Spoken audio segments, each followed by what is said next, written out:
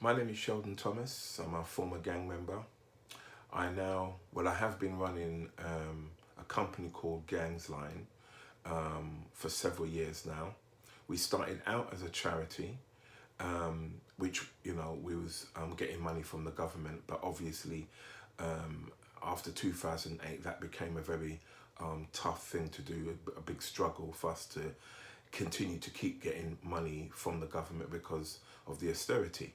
So we decided to form a private limited company, which we will then deliver consultancy and training. And what does this mean? It's quite simple.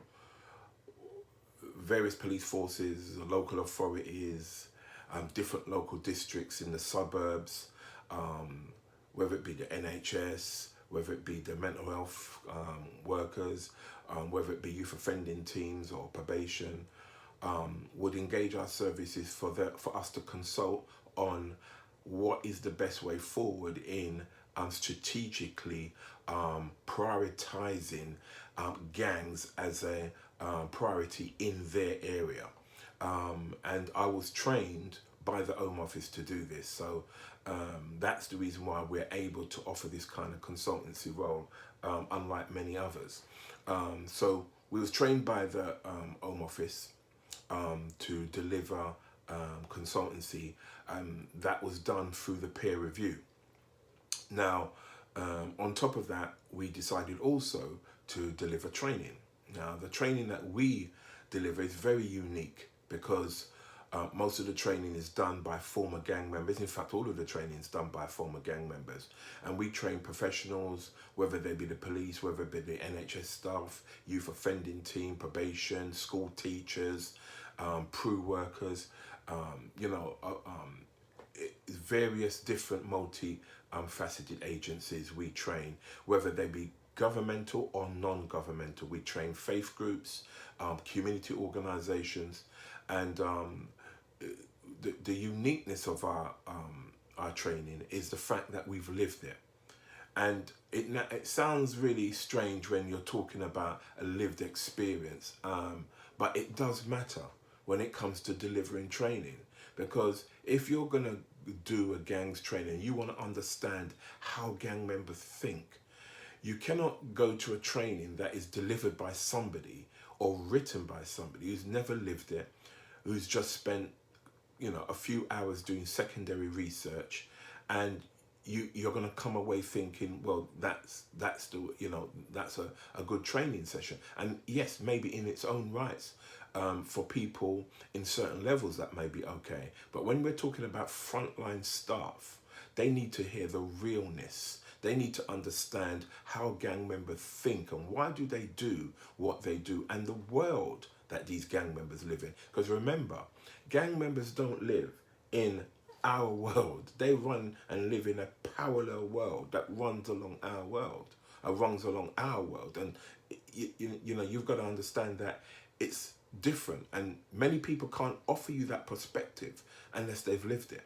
So that's what's unique about our training. We also do gangs prevention workshop in schools, where we go into schools, and again, the credibility of having former gang members going into schools is so much better than having somebody standing there who's never lived it and telling people about, oh, you shouldn't join gangs or don't carry a knife. Now, that will work in some primary schools, no doubt about that.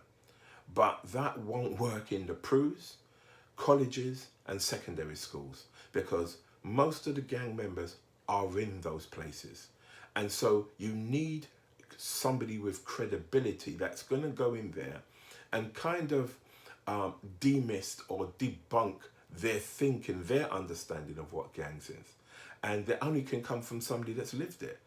Somebody who's seen 9 of his friends gets murdered or kidnapped or tortured, or they themselves was involved in kidnaps or tortures, or the fact of selling drugs and carrying weapons. So to us, our service is very credible in the sense of the training, in the sense of the consultancy, and in the sense of the gangs prevention workshop. So we need to address all of that. Now, let's get on to the subject at hand, which is gangs, or people are talking about the epidemic of knife crime. I don't believe we can talk about knife crime outside of the context of gang culture. I am really shocked that all we want to do is talk about knife crime as if gangs don't exist. The fact that we have young people who may not be in gangs carrying weapons is the fact of the influence of gangs. That's the reason why we're here today. And if successive Home Secretaries had listened when I had approached each one, Jack Straw I approached in 2001, Charles Clark I approached in 2005, John Reed I approached in 2007, and all three of them said we didn't have a gangs problem. All three of them didn't understand when I was talking about how children are going to be used further down the line to do things like carry weapons and sell drugs. They didn't understand it. Why? Because most of these Home Secretaries or these government staff or people of influence in the government only understand if somebody from who has a PhD, who's done some sort of research. They only respect those kind of people. They don't respect people who have lived it in the way they ought to, because for them it's about evidence-based. Now that's the problem we have. Add these successive Home Secretaries under Labour, and obviously under Labour, had listened and not looked at whether a person's qualified or whether a person has a PhD, and looked at understanding the qualitative understanding of what we're talking about, then maybe we might not have been in this position, because some of the stuff that we were telling them to do, they're now trying to do now, which you can't do because gangs is cemented and it's part of British fabric. The fabric of this society is made up of gang culture. So that's part of why we're in this mess. We have government, MOPAC, Home Office, listening to people who have never lived it. And I'm going to give you an example. Would you go and get a flu jab from somebody that empties the bin? That means, the dustman that comes and collects your rubbish. The answer is no. So why are you listening to people who have never lived it around giving you strategic advice, trying to train you to understand something they clearly have never lived? But we do it all the time. And the reason why is because of the systems we have in place. And those systems stops us from thinking outside of the box. So that's the reason why we're here today talking about knife crime as if it's not part of gang culture, which it is. Now, when we look at the knife crime today in terms of the surge in violence and murders, everybody's asking, what can we do to fix this problem? Well, you can't, because you're not looking at the root causes here. We're just looking at the symptoms. Oh, this young person stabbed that person, this one shot that person, this one done this. What we have to look at is where these young people are coming from. These young people are coming from homes where, in some of these homes, their mothers have grown up in the same way they have. No father figure, maybe no love from mum. Mum was struggling herself. So she reenacts what she was taught. And if you wasn't taught to love your child, or you wasn't loved yourself, it's going to be difficult for you to dish out love. And according to the attachment theory, which is clear, if we as adults do not deal with the issues in our own lives, it's likely that your issues will be passed down to your child. And that means what it's trying to say, according to the attachment theory, it's saying that when we don't deal with our issues as adults, our child will come out in the same way, because the cycle has never been broken. But we don't talk about that. We want to talk about young people carrying knives, but it goes further back than that, because we have to understand every young person comes out of a home. And in order to address it, you can't address it by parachuting in with interventions, very quick, trying to find quick results to a problem that is over 30 years old. Because when I was in a gang 30 years ago, we were shooting each other. And nothing was dealt with then, because no one understood that the problem in certain communities was happening, or they didn't want to know because it was only happening to a small minority. And what we have to understand is that you cannot fix a problem in a community that refuses to address they have a problem. Because at the moment, we have communities up and down, whether they be poor white communities, whether they be the black communities. They don't take responsibility. What they do is look for blame. And many of these adults in these communities always are looking to blame someone. I mean, one of the things we've heard is about youth clubs. And I laugh at the idea of youth clubs. How on earth can a youth club stop gang violence or stop serious youth violence or knife crime when most gang members have never and never would go to a youth club? Now, youth club would only work for small children, young kids from the age of 10 years old. Yes, that would work. But let's have a look at what I have seen from the work that we do at Gangsline. We go up and down this country and have done for many years. And what we have found is that when we go into certain estates, we find children who are supposed to be in their bed by 7 are out at night till 1 o'clock in the morning. Children as young as 10, 11, 12, 13. These children should not be out on a school day or on a weekend out at 1 o'clock in the morning. Because my question to the world or to the UK is, who do you blame for that? Surely you're not telling me you're going to blame the police. Surely you're not telling me you're going to blame the government. At what point do we put that blame, or do we put this back onto irresponsible parents? If your child is out till 1 o'clock in the morning with older kids, you don't need to have a PhD to work out that it won't be long before that young child is going to be influenced by those older guys. It's not you don't need a PhD for that. So the question is, why are we not putting this back into the community to say, actually, what are you doing to stop the knife crime or the gangs in your area? Because if we don't take no responsibility as parents, I want to know who does. Because I've never heard of a government taking responsibility for a child that they didn't conceive. So the question is that we've got to change how we deal with this strategy. We can't keep saying that this is the government and this is the police. We have to, at some point, as a community, have to take responsibility for the actions of our children. We've got children going into schools right now, threatening school teachers. I had one school teacher in Manchester who was told that his gang is going to come to get him after school because the teacher told him to stop making noise in his class. That teacher had to leave the school. So what society are we becoming where we have children that are threatening teachers in school, and we are more concerned about interventions than the worry of how did that child get into a position of threatening a teacher's life, that he's going to kill him or his gang's going to get him? How do we get to that point? So we have to go back to the root causes. And I'm really sorry, but most of these young kids involved in this lifestyle, they have absent fathers. Now I know many of you don't want to talk about absent fathers. Unfortunately, that's the facts. When you look at the statistics of the young kids arrested and the young kids that have died, they have absent fathers in their life. If you look at the schools today and the percentage of children that are going to school, almost 2 in 5 children have no fathers in their homes.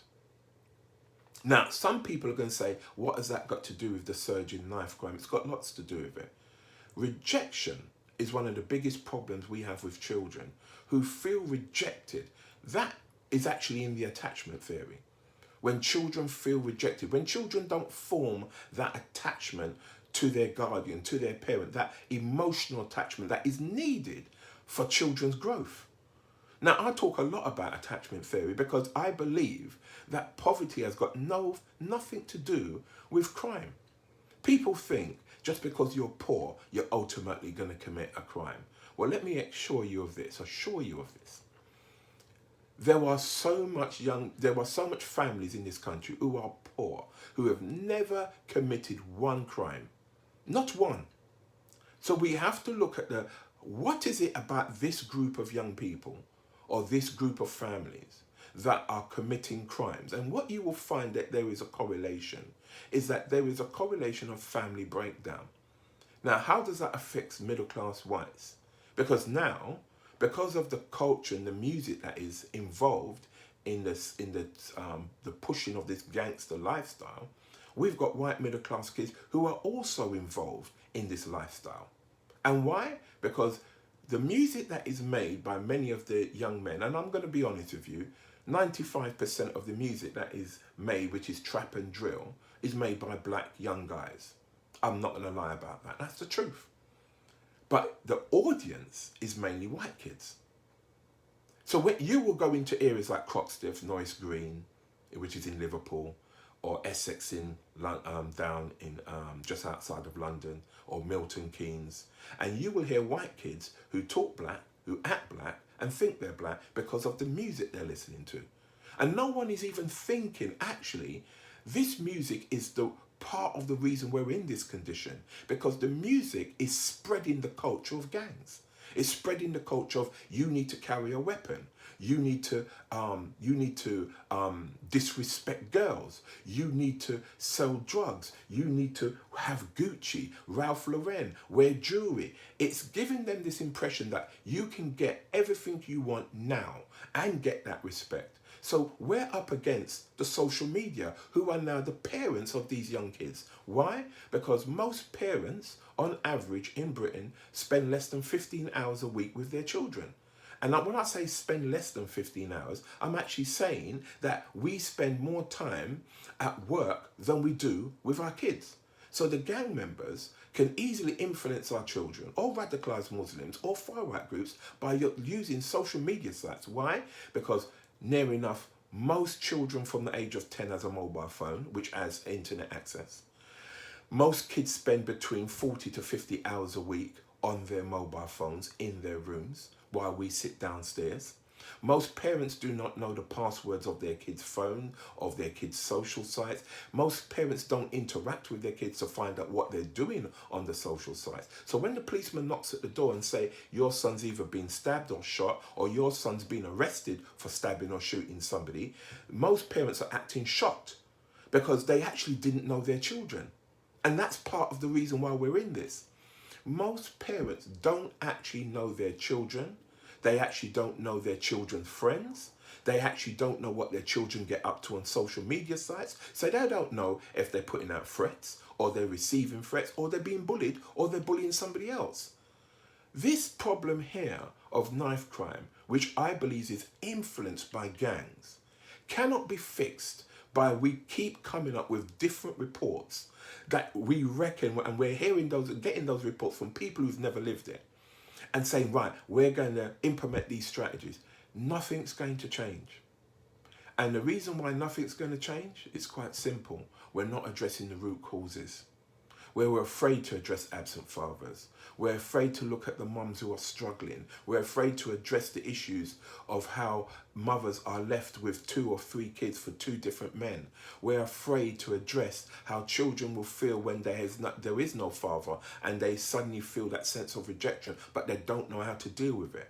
We don't look at the psychological issues of anger, loneliness, depression, post-traumatic stress disorder, or personality. Most children involved in this lifestyle have many of those issues.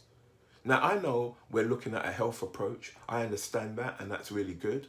But the most important thing we're not looking at is a societal approach.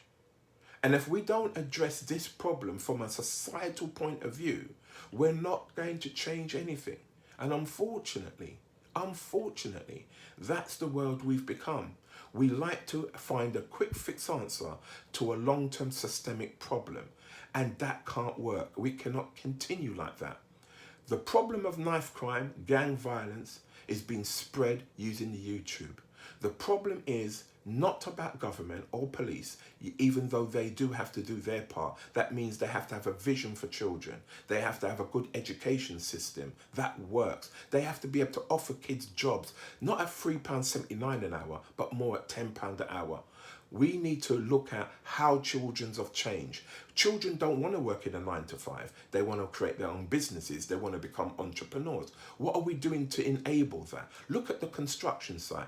To be a bricklayer now, today, you can earn £400 a day. We don't promote that service. We don't promote construction in school. Why? Because we want to wait for them to go to college.